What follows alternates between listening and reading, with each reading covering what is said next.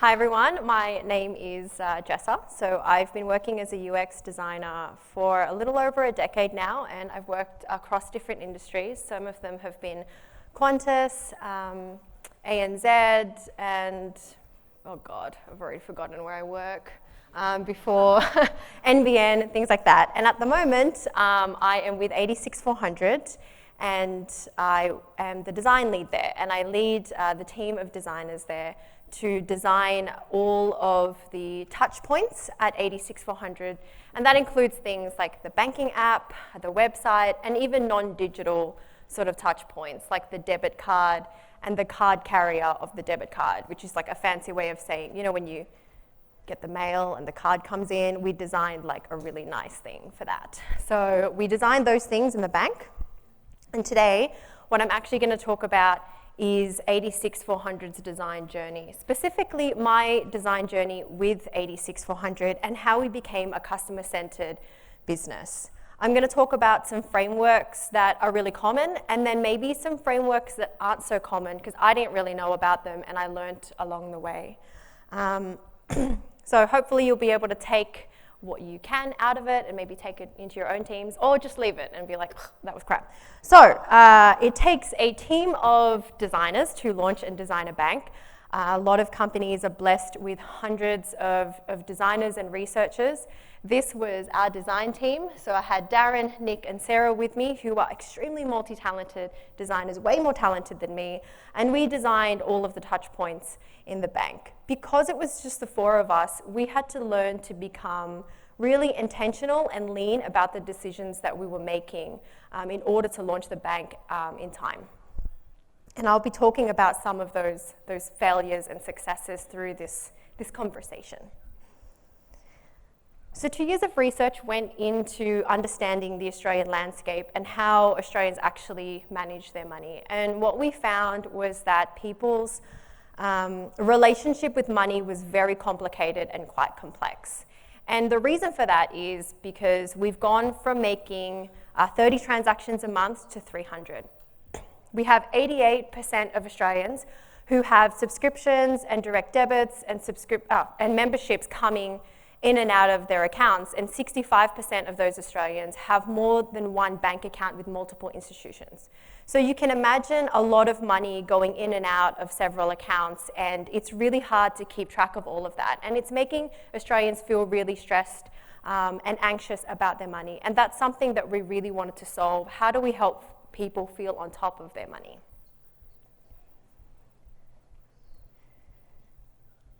There are many frameworks that you can use to become a customer-centered business. When I first started at 86400, we weren't using any.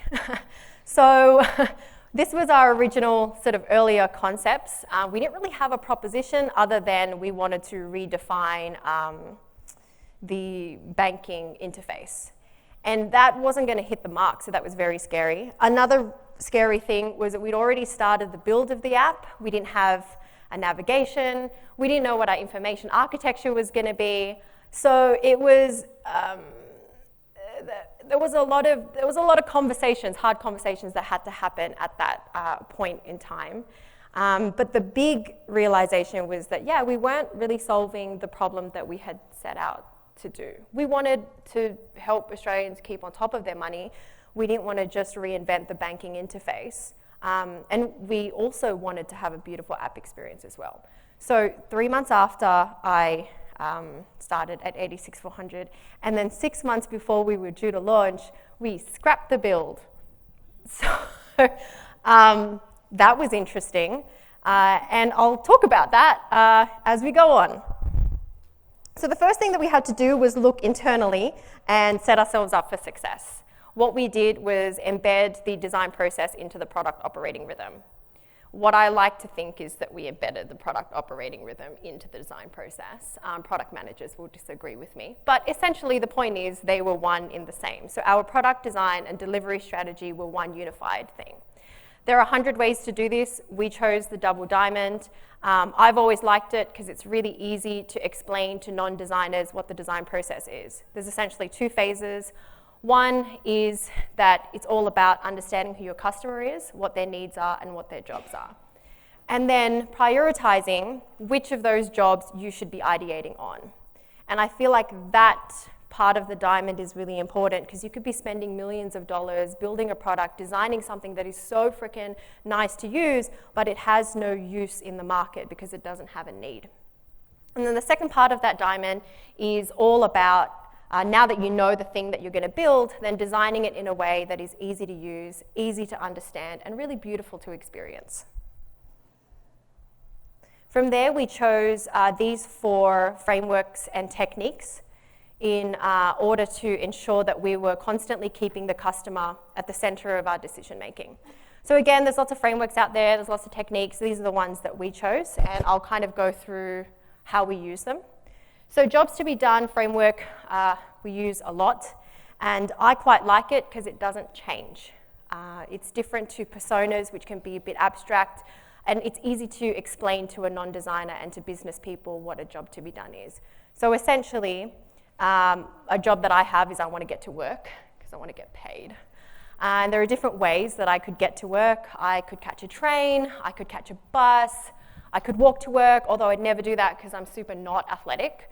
If I really wanted to disrupt the industry though, I would design and build a teleport machine that would take me to work instantly. So the job never changes, but the solution might. And that was really important for us because we want to innovate in the banking space. And so we didn't want to just look at what the solutions were out there right now. We wanted to come up with something completely different. We, through our research, found 41 jobs and 8 core outcomes that a person is trying to achieve when they're handling their money. So that's a lot of jobs, a lot of outcomes. We used the MaxDiff survey to quantitatively understand which job was more important to a customer over the other. And that was really crucial for us because when you have 41 jobs, you need to work out from an MVP standpoint, well, what do I ideate on first and what should I focus on? After we figured that out, then we used another quantitative study called the Kano survey, which allowed us to work out whether a feature or an idea had the potential to be attractive to a customer. It's something that I'd never done before because usually I kind of go straight into qualitative testing and I go into sort of user testing and I refine those concepts out. But having the Kano survey there was a way that we were able to sort of determine which ideas out of the set of 30 we should pursue. And the last, which is my favorite, is user testing because I get to talk to people. And we do that throughout our journey. And we've just finished our 19th customer testing. We do about like 1 every month. So it's a lot of theory, a lot of like techniques. What I thought would be useful is to share with you guys some stories about how this played out in our company and impart some of the conversations that we've had at 86400 and how we were able to persuade the business using some of these frameworks. So the first story is our payments experience. Using jobs to be done and the MaxDiff, we found that the #1 job that people had when it came to their banking was make fast and easy payments, which totally makes sense because it's been around for like 200 years. And when people expect it, they expect it to be beautiful. This is what we launched with in September. It's not ugly, because I still did it, but it's not great. It wasn't as beautiful and seamless as the rest of our app. It was one of the consequences of scrapping the build 6 months before we were due to launch. This was what we had reskinned. So this payments experience had actually been rebuilt twice. And we weren't happy with it, and we had to go back to the business and pitch the idea to rebuild it 3 times. Because it just wasn't extensible to the smart banking features that we wanted to overlay on top of that. And how we did that was just very frank and authentic conversations where we said, well, this is the #1 job, and it is the most important job to a customer, and it doesn't hit the mark, and it's not extensible. And so after we launched in September, the first feature that we launched after that was actually redoing our payments experience. So that's kind of like some of the conversations that happened in the background. The next story that I wanted to share with you guys was the story of our coming up feature. So the job that we were trying to solve was how do we get customers to see the total visibility of their money, because that was important to them. We came up with an idea among, there was 29 other ideas, but one of those ideas was this idea. And it was this idea that our app would be able to read all of your past transactions, and then it would surface up the bills that you had coming up. And if you connected all of your other bank accounts with other institutions into the app, we would be able to predict the bills that were coming out of those accounts as well and display them to the customer. So we had 29 other ideas, and we took this into a Kano survey to determine, what was the potential desirability of this thing. This came out pretty well. So what we found was if this feature was not in the app, people were not going to lose sleep over it because it's not something they expected. Whereas, for example, if we didn't launch the app with payments, it's why would you even do that? This was not like that. On the flip side, if we did launch the app, there was this potential that people would find it extremely attractive. And so because this was at a quantitative level, we actually used the information to prioritize the build of our customer experience engine that was going to enable these types of insights. And then we conceptualized a design, took it to user testing, and we got feedback from our user tests. When I started at 86400, I'd kind of become a bit of a cynic about the whole thing. I don't know if I was in a design rut, I'm not sure, I don't know. But I never thought that I would hear the words bank and love in the same sentence. But that's exactly the type of feedback we were getting. Oh, I love it, I love the banking app, I love this, and I love those logos, and it was a really feel-good, it felt really nice. I got out of my rut a little bit. And from that research, we then, the design team sourced over, not me, my team, I did nothing. So my team then sourced over 200 merchant logos that were going to be mapped and built into the app and displayed alongside those bills. That's a huge thing because that sort of stuff usually gets deprioritized at MVP because product managers feel like it's superfluous. But once we had done the testing and we were getting this overwhelmingly positive feedback that says, I love this thing, it was a no-brainer. The design team didn't even need to pitch for it to be there. It just was a no-brainer that we were going to build this out. So another challenge that we had, which seems really simple, but another challenge we had because we were a startup was, how do you design for your customers and their behaviors if you don't have any customers and you don't have a product? So there's no quantitative data to tell you what your customers are doing because you don't have any product or any customers. So what we did really well was actually choose our target market. That's something that we did well, and we decided this is going to be our target market, and really smart people did all the financial modeling and realized this sort of aligns with business objectives, and we're going to get potentially this much money out of it. From a design perspective, I wanted to know everything about this target market, and so we did a lot of research on them. And we tried to understand their attributes and their behaviors, and these are just some examples of that. And even though we didn't have any quantitative data, we were able to make some inferences based on what we knew about them. So for example, as a design team, we weren't as conservative about the UI and interaction patterns that we were going to use because we knew that these customers grew up with technology. They led a very mobile-only life, and app gestures and interactions were very, they were comfortable with it. The second example was, control. We knew control was really, really important to our customers. So even though, potential customers, so even though we had displayed this upcoming bills feature, we didn't go the extra step and pay the bill for them because that would be taking control away from them instead of giving them control. So those were some of the decisions that we made along the way, even though we didn't have any customers. That being said, what did it find? So even though we didn't have any customers, we recruited user testing. Our recruitment spec was based on our customers, and we did about 18 months of user testing, 6 months with staff, 2 months with family friends, and 1 month on the wait list. So we tested with real people. and continually refined our designs and our backlog, so that by the time that we'd launched in September, we were quite confident by what we were putting up on the table. And now it's been 6 months since we've launched, and we've had over 5,000 pieces of customer feedback telling us what's wrong with it, what's great with it, and we're using that constantly to refine our journey and our product. A tipping point for us in our design culture was when we opened up customer testing to everyone in the company. That wasn't intentional. It came about because we are a startup. There was only 4 of us in the team. We don't have a team of researchers, and it was more of a lack of resources. And so we opened up testing to we opened up scribing to the company, and it was received really well. We get so many volunteers now to scribe.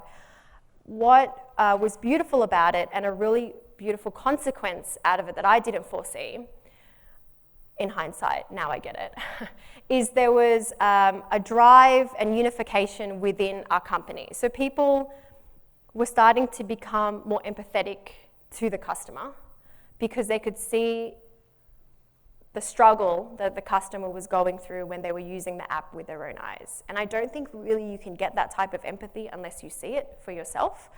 And it was quite nice because when we failed, when the test failed or it didn't go very well, we all felt it.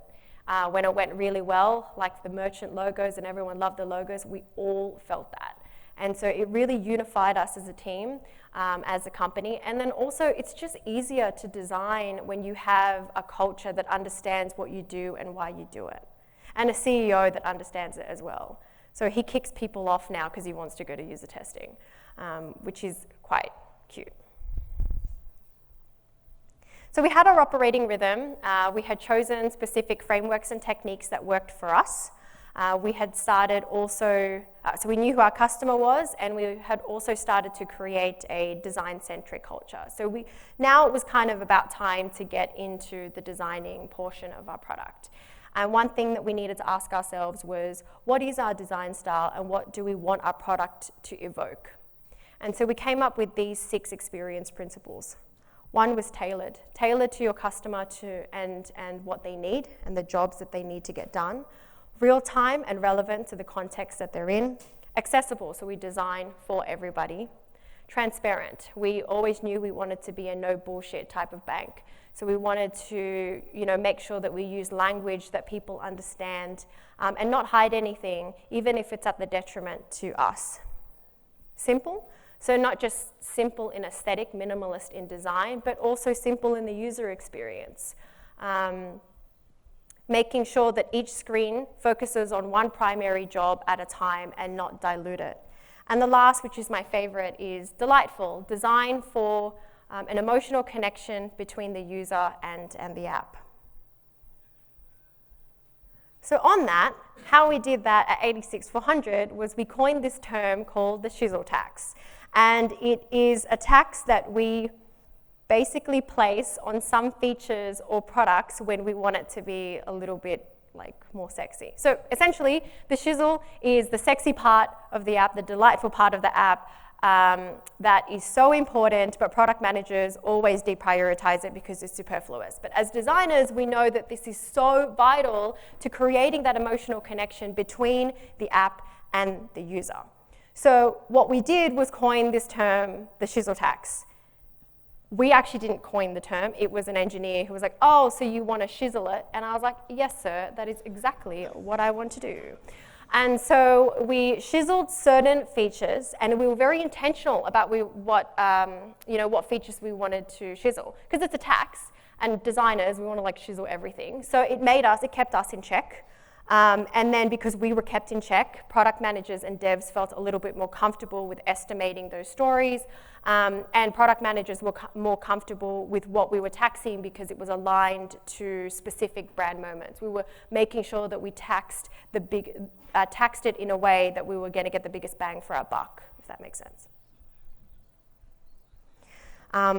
What it meant was, by the time that we launched in September, our MVP was full of these beautiful brand moments in the app, as well as it being super functional.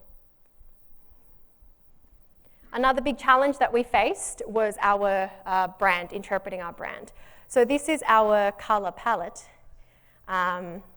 We are all of the colors. We actually are not one primary color. This was very difficult for us as a team because we needed to interpret the colors in a way that we designed a product so it didn't look like rainbow vomit. And when we initially did some concepts and took it to user testing, it didn't go very well. So we had people that were like saying, oh, this app is really childish, which is not what you want to hear about your banking app. And it was like, it really hurt, like hurt a lot. So we did a lot of iterations. There was a lot of experimentation that we had to do, and we made rules for ourselves. One of them was, let's be intentional about the color choice that we make depending on what touch point we were designing. So for the banking app, it's all about your money. And so we predominantly use more navy than any of our other colors when we're showing you your finances, because we wanted people to trust us as a brand and as a company. And in Australia right now, there's a lot of distrust towards banks in general. Not going to talk about that. And so we really needed to create and evoke a sense of trust because it was pivotal for our success. So that's what we did. But we're also, because navy is seen as premium, it's seen as professional, it's seen as more trustworthy. We're also a bank, though, that has a personality. So what we did was during our loading screens in the app, we would have random blocks of color that displays any one of these colors. I knew the exact moment that we nailed this in user testing, and it was a long journey to create our visual style. I've always liked to ask this question in user testing where I say, it's really wanky, it's where I say, if the app was a person, what would their personality be? And I love that question because you get really weird answers. But one of the answers that I got was, oh, the app, it's like Janet from The Good Place. And if you haven't watched Janet from The Good Place, Janet is basically this celestial being who knows everything about the universe and who's really, really friendly and will do anything for you. And oh my gosh, guys, like my heart, I was so happy because we went from like, this app is super childish to, yeah, I trust you guys. And it's Janet and everyone loves Janet. No one doesn't love Janet. If you don't love Janet, there's something wrong with you. So it felt good. I feel like we did a good job. It was a really big design challenge because we've got over $120 million in deposits now since we launched in September, which means people trust us enough to give their money to us. So that's kind of good. Yeah. On sort of creating rules, we created 30 other different rules to keep us in check. We didn't have a design system or any sort of components that we were using because we were a brand new startup. And we just had to create the rules. We made them up as we went along. Things like we want to be friendly, so we don't want to use sharp corners. We want all of our corners to be circular or round. When we're surfacing up financial information, the brand should take a step back because the information and your money is more important than all these loud colors. The last thing that I wanted to talk about was our values. I didn't make these up, and my team didn't make these up. These actually existed before I got to 86400. But if you read them through, you'll realize that they're quite bold. So our customer values is customer, be frank and authentic, value each other, be agile and brave, and show up when you need to. So a lot of these values foster collaboration between us. And I don't think I would have had the guts to be able to tell my company 3 months after I started and 6 months before they were due to launch that those earlier concepts were not going to work. And there were other key players in that was involved in that discussion, but I wouldn't have been empowered to be agile and brave had I not had these backing me up. So this is where we started, and this is where we ended. Australia's first smart bank, with a brand that is founded on evoking trust, one that is aligned to our customer problem, allowing them to see the whole picture of their money so that they feel on top of it, and designed in a way that is emotive and beautiful and simple to use. So that's kind of where our journey has ended. No, it hasn't, it's just started. So we started in September, and I already know all the things that I'm not happy with, and we've got customers that are constantly giving us feedback, so this is just the start for us. Yeah. Thanks, guys.